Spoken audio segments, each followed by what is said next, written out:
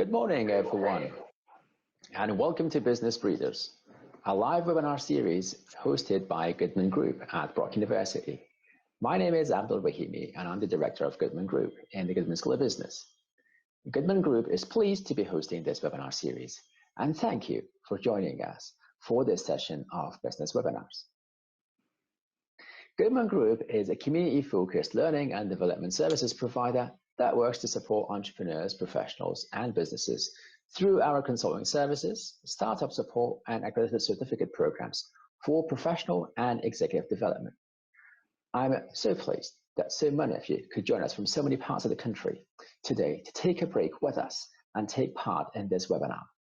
This webinar series was designed to focus on areas of leadership, management, innovation, financial, and social impacts of trending topics, where faculty from Brock University and leading industry experts will be speaking about these topics. This webinar series is hosted on Wednesdays from 11 to 11:45. Before I delve into introducing today's webinar lead, I want to pause for a moment and review the agenda. For those of you joining us from previous sessions, you'll be familiar with this, but this will be more so for those that are for those whom this is their first time. So the webinar leader will speak for a period before we dive into answering your questions. Although we'll start with the questions received at the time of registration, we'll also answer your questions live. So for those of you who are watching us live, the chat feature is open now, where you may post your questions and your comments. I will look forward to answering as many of those, all of those, as part of this session and or via email, if time does not permit so. Now, I'm pleased to introduce today's webinar leader, Barbara Devine, one of our community guest contributors who is a personal branding expert. Barbara Devine is a multiple award winner and brings with her over 35 years of successful sales and executive experience working for some of the most recognized brands in Canada. She is the author of Images Everything, Science-Based Strategies for Success They Don't Teach You in School. Well, anyway, here we are in a business school. She is passionate about sharing and foundations of success, which includes how to improve your performance and stand out as a leader. Barbara, welcome, and over to you. Thank you very much for that lovely introduction, and thank you for everyone viewing and spending this next 45 minutes with us. Appreciate your time. I've got lots to share. This is, what I'm going to share is really a smaller part of a larger program, but I really worked hard at compressing it so you really walk away with some powerful information. So today is leadership presence, and that's what we're going to talk about. And boy, talk about a timely conversation to have, because never before in our lifetime, anyway, have we needed or required strong leadership to get us out of this crisis that we're currently in. And we all know we're going to come out on the other side, but we don't know exactly what that looks like. So taking an opportunity now to develop and improve your leadership presence will serve you well when we enter or venture into our new world. So when we're in this crisis situation we're in now, unfortunately, we do not have a playbook to fall back on, a resource to say, well, last time this happened, this is what we did. It doesn't exist. And then to say as a leader, we have to think outside of the box. Well, we can't because there's no box, right? So what does that look like now? So we're very, very challenged. We're challenged on our confidence and our skills to manage ourselves through this. And as leaders, it's not only about us, but it's about our teams and about the organization that we represent. So there's lots to cover. And just one point too I want to mention is, since we are out of our comfort zone now, which we can all agree we are, and we all know that we learn and improve and can enhance our skills only when we're out of our comfort zone, I'm asking you to stay in this, discomfort zone and try to engage in some of the techniques and practices I will share today for your own self-improvement and to improve, of course, your leadership presence. So we're being tested. Let's take advantage of it and take something positive out of all this and really try to engage with some of the techniques I'll share. So who needs leadership presence and what is it? So we all need leadership presence. And I use the term interchangeably because leadership presence and strong leadership are the same thing. Like you can't be a strong leader without presence. So I'll use that interchangeably. And what I'm sharing today is are really universal laws of human nature. So they not only apply just to leaders that are maybe on this call today, but also to your teams, your sales teams, your customer service teams, and anyone that's really not even in a leadership position at all. These skills will still enhance your productivity regardless of who you are or what you do. So we all need it for personal effectiveness as well as our teams and our business that we lead. And we have such an influence over our, it's like a domino effect. It's not just us. We've got to remember we've got all these people counting on us. Next slide, please. Thank you. So what I want to do is I'm sharing here a couple of famous leaders, and I want you, I'm going to pose a question to you to think of someone that you hold in high regard as a leader. It doesn't have to be anybody famous.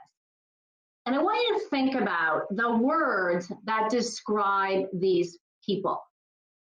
Now, because we don't have time today to take all your feedback, but you can put some comments in the chat, live chat if you wish. But because I share this slide with my live sessions, what I've done is I'm going to read off a list of words that consistently come up in my workshops that are used to describe effective leaders. So confidence, empathetic, good communicator, open, charismatic, can't read my own writing, competent, good listener, they can command a room, they're likable, they inspire trust, and they inspire hope in their teams and their audience. So those are the words used to describe good leaders. Now you may notice that they're all intangible skills. They're nothing that you can put your resume together and say, oh, I'm open or I'm empathetic, because it probably wouldn't go over so well. But these are also referred to as life skills, as social skills, as soft skills. And we typically don't pay a whole lot of attention to them, right? We, get a degree or we get a certificate and we're always trying to educate ourselves and, round out our resume. But we forget about these things. Yet we're describing leaders in these terms: empathy, good communicator. And I challenge you to take this back and assess how much time have you spent on trying to improve these attributes, because it's definitely worth your while. If we're saying that this is what makes a good leader, and we all know you can never be too good at anything, there's always an opportunity for growth there. Okay, next slide, please.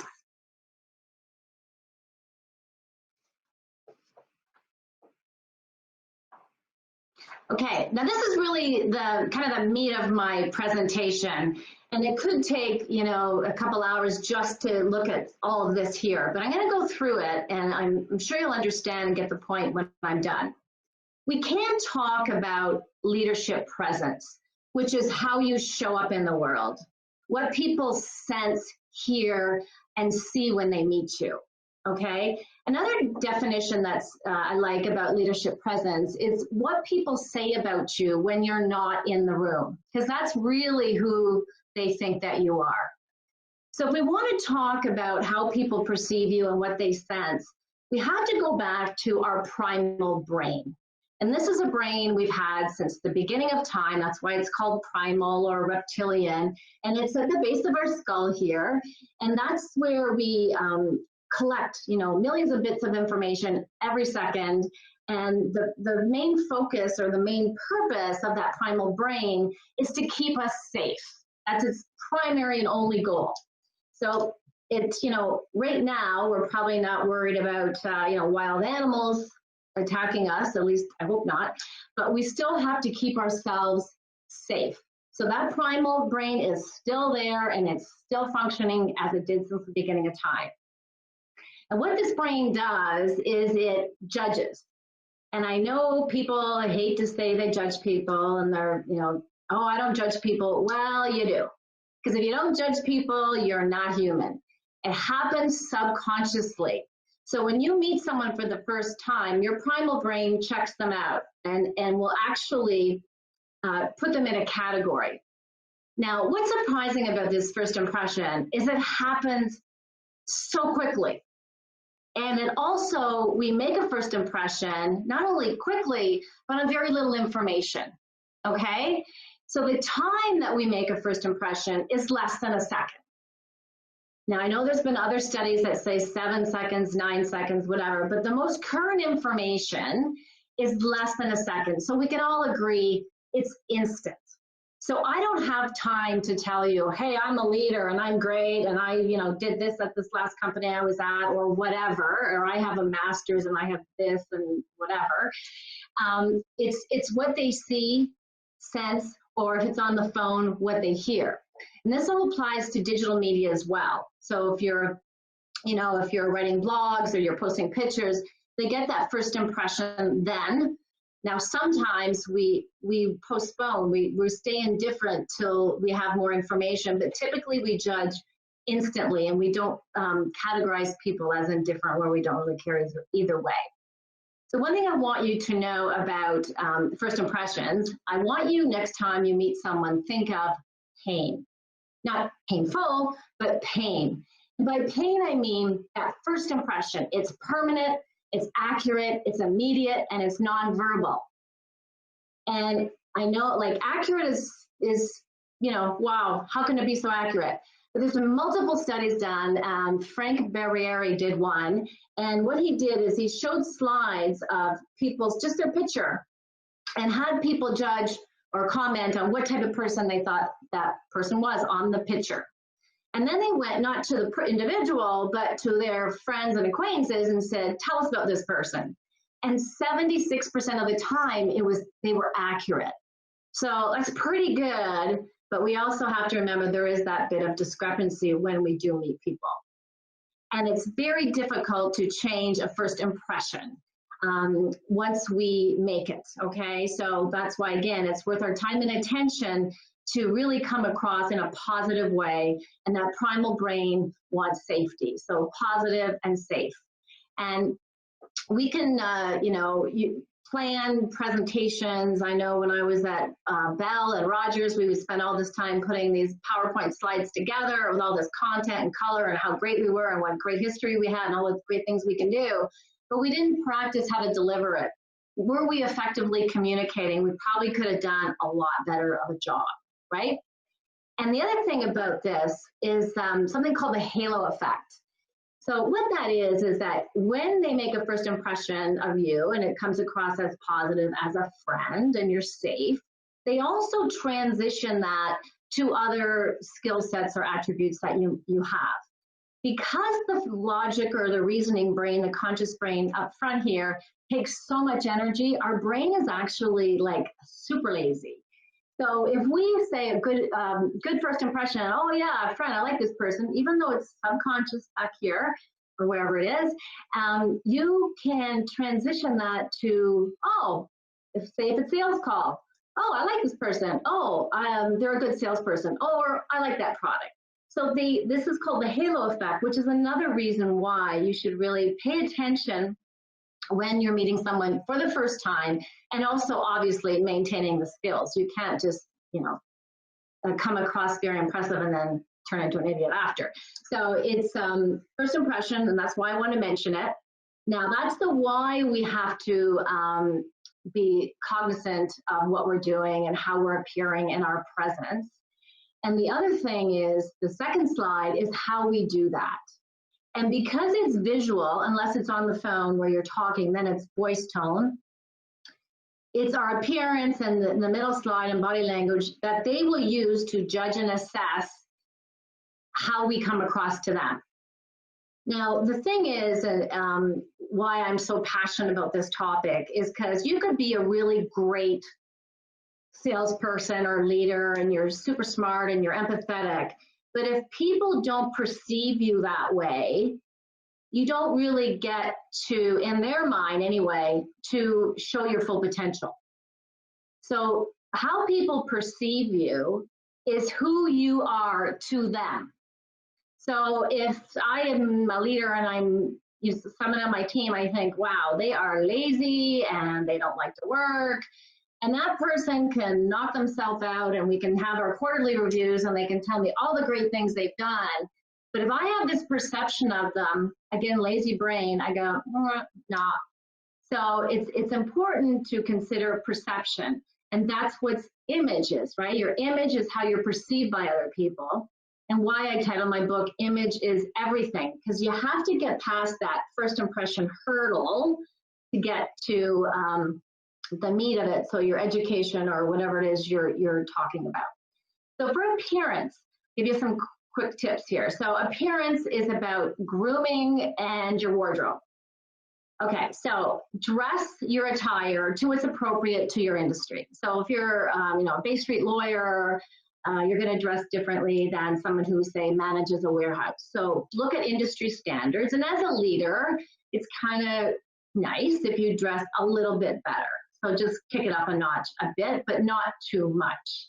Okay, and grooming. So pay attention to detail, cleanliness of your shoes, the hem of your pants, etc. And why you want to do that is because we, as lazy brains, transition what we see to the person's skill set. So if I look at you and you look like you just rolled out of bed, I think, wow, sloppy. I bet their work is sloppy. So they transition to others, like that halo effect, right? Only this is going to negatively impact us. So your appearance, it matters. And it's not about vogue, it's not about fashion, it's not about trends. It's about industry appropriate clothing. And the most common faux pas for appearance is wearing clothes that don't fit you. And we're all famous, probably especially now, for maybe gaining and losing weight and maybe a little more in the game these days. But you really have to have a wardrobe that fits you. And if it's one suit, fine, then invest in that and wear that, but it's gotta fit. Facial expressions, I don't need to explain much on this. We probably learned this as children. You just looked at your mother and you knew, oh my God, I am in trouble. You didn't have to think twice. So facial expressions are very obvious and they can set a whole mood of a meeting. I heard this term once when someone mentioned about leadership. It's like they have the power to create the weather. And it's so true, because you can come in a room with a smile to start a meeting and it just releases, it's a positive energy and people are like, okay. You come in with a facial expression of fear, it's really a negative energy that really doesn't serve anybody. And I don't mean to use that as a fake, if things are rough, like now, you're not going to be walking into a room smiling, you're going to be realistic. But I'm just saying to watch those facial expressions. Body language is key. When you're talking to someone, make sure you're heart to heart, you're facing them. It shows courteous behavior. It shows you're paying attention. And a lot of times, especially now, like we put our head down, oh, just a second, and start doing this, not good, okay? Put your phone away or don't have a conversation with someone. Tell them that you'll come back and chat with them later, but don't look away or look down, because it's disrespectful and it's telling that person, I don't really care what you're saying. And you may not feel that way, but that's how they will perceive that. So your body language. So it's face heart to heart. And one thing that's key, and this goes back to the primal brain, is that hands, we should show our hands, especially like the palms of our hands, going back to the primal brain saying, I don't have a weapon, I am safe. And it sounds crazy, but it's the first thing that we look at when we see someone is their hands. And that's why, I don't want to seem like jazz hands here, but that's why when we started the session, I wanted to be welcoming. I wanted you to see my hands. The more of your body you can show, the more opportunity you have to come across as they have more information to judge you, basically. So the more of your body they can see, the easier it is for them to judge you, which is why I never stand behind a podium when I'm doing presentations, because I'm blocking my body language. And if people can only see you from like here up, they a lot of times will just automatically negate to a foe, which is another category of not friend and won't serve you well. So the more of them that you can see, they can see of your body, the better your chances of coming across in a positive way. And so if you're interviewing people or whatever, get away from that desk, push your chair out, don't stand behind a podium, let them see you and create that safe environment so they feel comfortable. Eye contact, we don't do enough of it in our conversations. Our conversation would be 60 to 65% direct eye contact. And I know that kind of sounds a little creepy, but it's really not. Because if you try it and practice it, people will be like, hey, wow, what's going on? She's really listening to me. And if you don't have the eye contact, then you can get distracted. So try to maintain that eye contact with people and actually look into their eyes. And a trick of that is to look at the color of their eyes. So that way you're really paying attention and you're getting that direct eye contact. Posture is huge.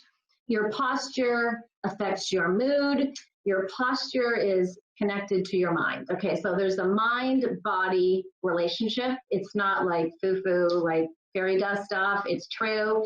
Your posture affects your hormones released in your brain.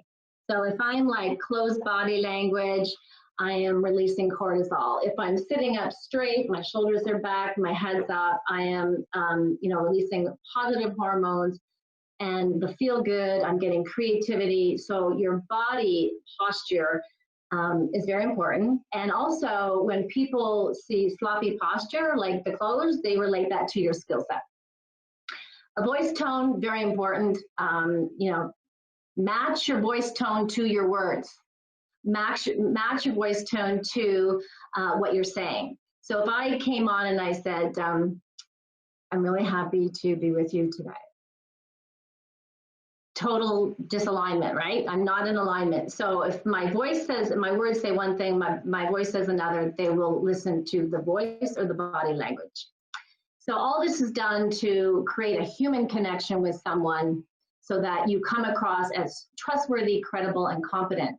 You can come across as that friend, you've got it made. You're coming across exactly how you need to be as a leader, as a real estate agent, as a customer service rep, whatever.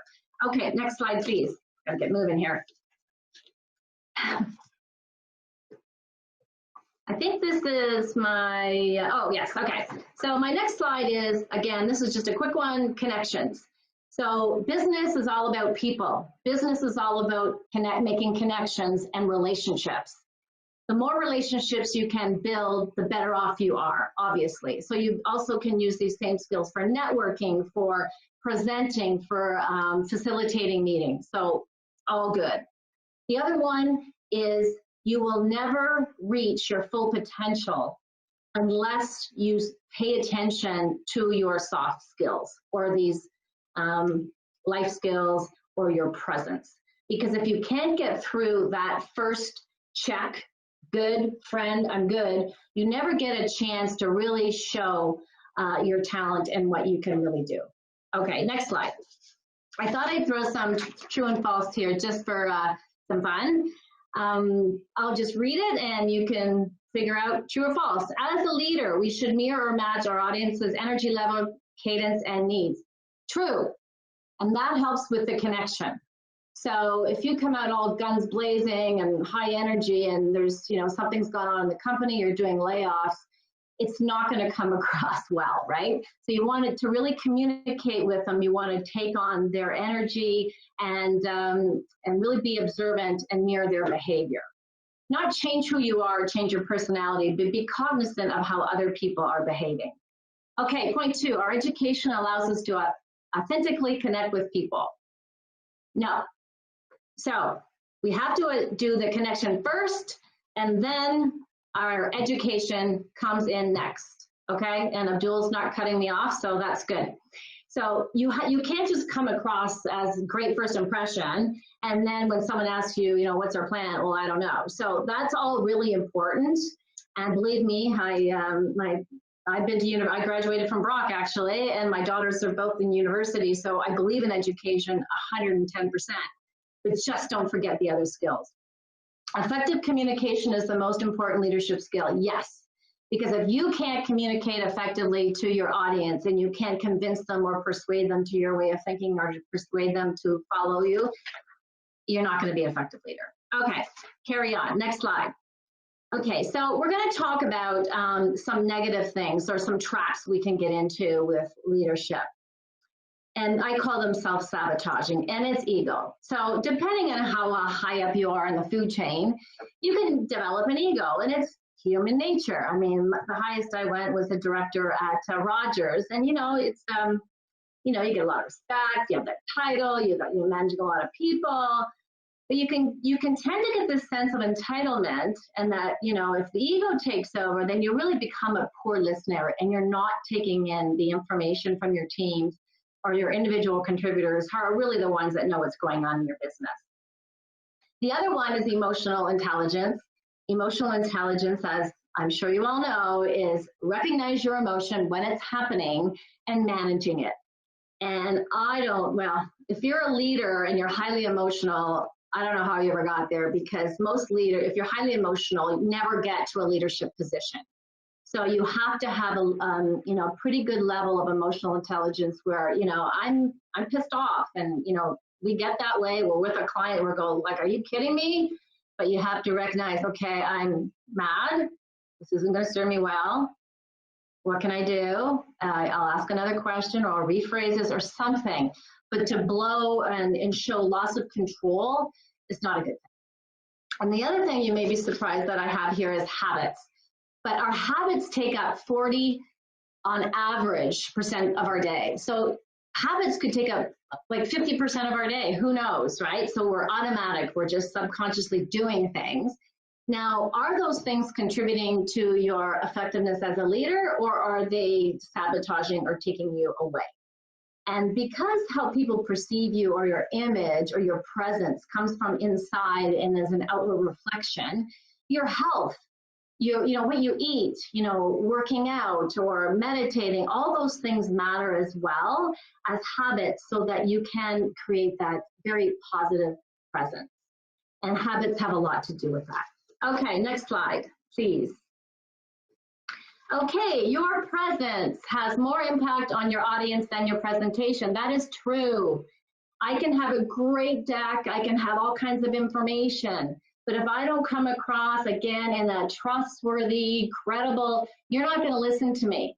And that's why it was so important for me when we started this session that I was, you know, paid attention to detail. I'm facing the camera, I'm paying attention, I've got eye contact, you can see my hands, so that my attempt was to come across positive so that you will listen to me. I will come across as trustworthy and competent.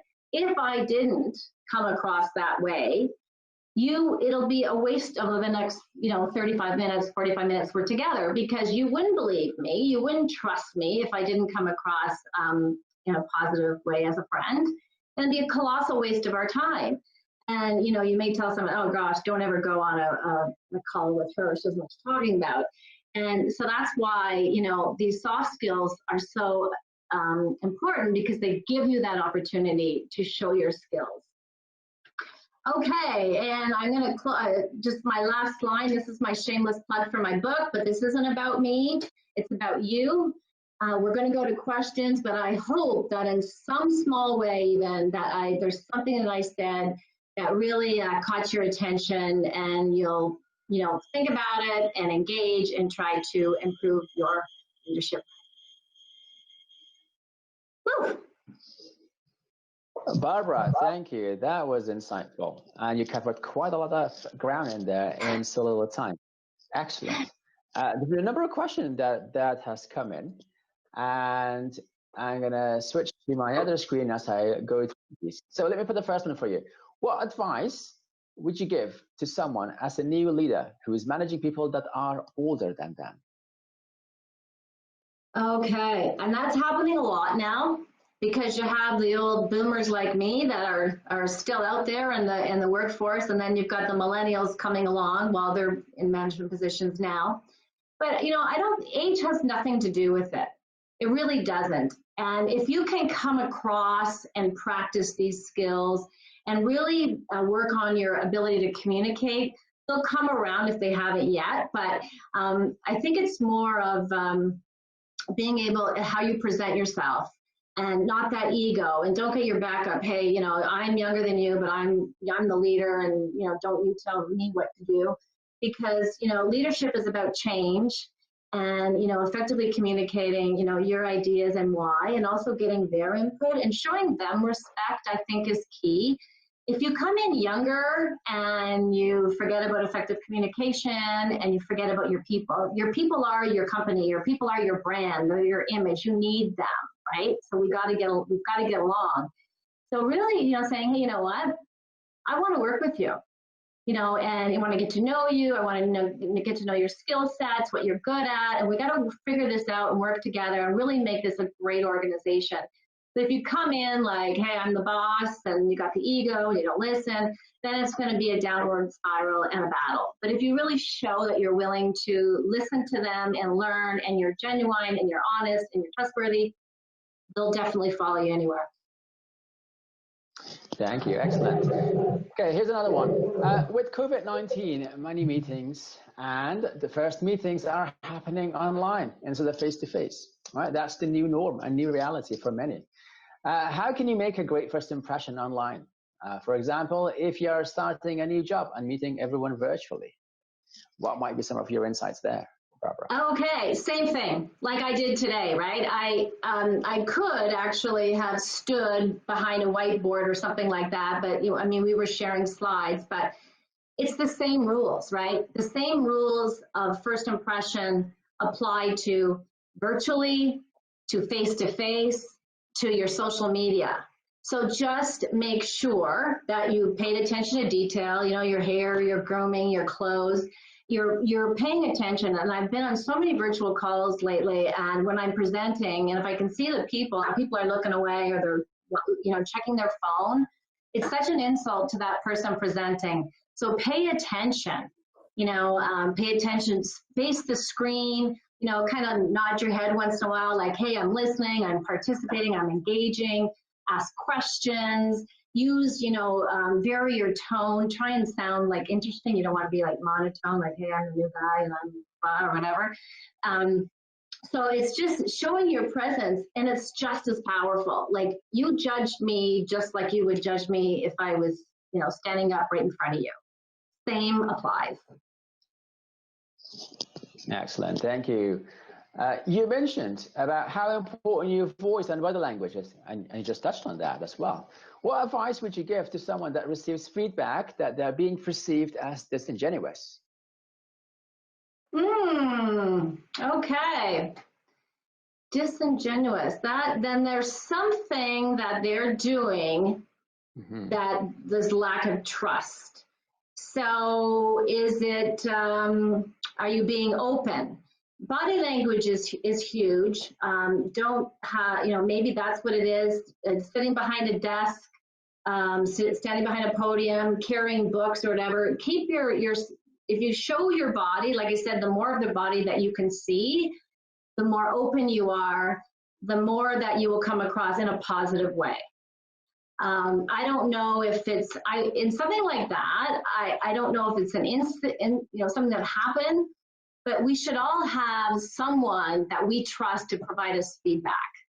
And somebody that works with you, that you trust their feedback, you can't just ask anyone, you've got to be very careful about that. You don't want misinformation. And ask them, what is it that I do? Because if you practice all these skills I'm talking about today, you can't come across as indigent, insincere. You just can't. It's human nature. Right. So useful. Here's another one. How can I bring these leadership qualities across to my clients and colleagues during phone conversations? As many times, my first impression is over the phone and sometimes over text, as more people are reaching out to me using non-verbal technology. Good question. So the best way to meet someone is face-to-face, right, or video, and then it's, digitally. But, we're moving that way. A lot of communication is done that way. So what I would say is to try your best to come across in a positive way. We are going more, and that's why we're losing a lot of our social skills, because a lot of our communication is, by text. But it's still the same thing, like be courteous, watch your tone. When you're talking on the phone, if I have an important call, I stand up, and that's that mind-body connection. It gives you more energy, okay? So stand up, it gives you more energy. Don't have your hands down at your side because you're sending the energy into the ground. Keep your hands up here while you're talking. Have like a headset or something hands-free and talk. And pause and use those things when you say something important. I don't know, whatever. We have a new product, pause. And vary your tone as well. Like, don't sound the same all the way, and emphasize different words. So you want to sound interesting as possible. So they think, yeah, you know what? I want to meet this person, or I do want to talk to them again. Excellent. Here's another one that's come in, and it's looking into a different angle of this. So do you have any insights for female leaders in a male-dominated industry, especially when against resistance? Yes, that is a tough one. We have a ways to go. We're not equal, and we've had, Abdul and I have had this conversation before, and I study this a lot. And we have to present ourselves, following all these rules, same thing, right? But I think sometimes as women, we get mad and we go along nice, and then, we don't get the promotion or whatever, and then we're really discouraged. So it's not about being aggressive, but you can be assertive. And as women, we fail to let people know that we want a promotion, or we want to be the director, or we're afraid to ask for a pay raise. So I think, you really have to show strength and confidence, and then you'll be perceived as, a player. And, the body language and the words you use, like, I hope to do this, or is it okay? So we really have to work at coming across and showing the confidence that men are so much better at it than we are. And then just being persistent with these, body language and the way you treat people, the way you come across, and you'll win your way over. And there's a lot of companies now with a lot of women in leadership. I mean, when I started my career in the early 80s, there was very few. Now you have a whole lot better chance. So again, focus on these soft skills. And the key, emotional intelligence. Don't let your emotions, you got to keep them in check, because especially being a female, if you get mad about something, they'll go, oh, there she is, there's that female, all angry or whatever. And, if a man did it, it would be fine. But so I think as a female, watch the body language, really work on your confidence and manage those emotions. Thank you for that. Here's a little bit of an insight into Goodman Group. So I work with 3 very professional females and very, very competent in it. And I'm so lucky to have them in the team. And they are the machine behind this here and making everything smooth. For me, it's never been about gender. It's been about who is the best candidate. And hands well above everybody else, they are the best candidate and are showing that day in, day out in terms of what they do. So yeah, thank you for those insights. Here's another one as well on the other screen as I switch. Might you comment on the cultural context of body language? and it's prefaced by a little bit. Example, within some circles in the indigenous community, for example, looking slightly below the eye level is preferred, where looking straight in the eye may be perceived as a sign of disrespect. Yes, and I'll be totally honest with you, I don't want to lead anyone astray. I don't have a lot of expertise in different cultures. And my recommendation to you is when you are dealing with that person, you follow their culture and their rules, okay? And you can't, if looking down or looking in their eyes is disrespect, then God forbid, don't do it. So if that's their culture, you go with them. And same with, traveling to the Orient and Asia, they have different things on shaking hands, etc. So you follow their culture, absolutely. Excellent, thank you for that. Okay, Barbara, thank you very much for the insightful comments and suggestions and tips and tricks that you've provided and answering the many questions that were provided and posted by many of our viewers in there. That is all that we have time for this session of Business Breeders. Thank you for so many of us for joining today and for posting your questions and comments. Our next session is, again, live, next Wednesday, same time at 11 to 11:45, where we will hear from a panel on the perils of working from home and also the challenges that come with that, as well as the opportunities. I hope you can join us next time. Until next time, stay safe. Stay well. Thank you.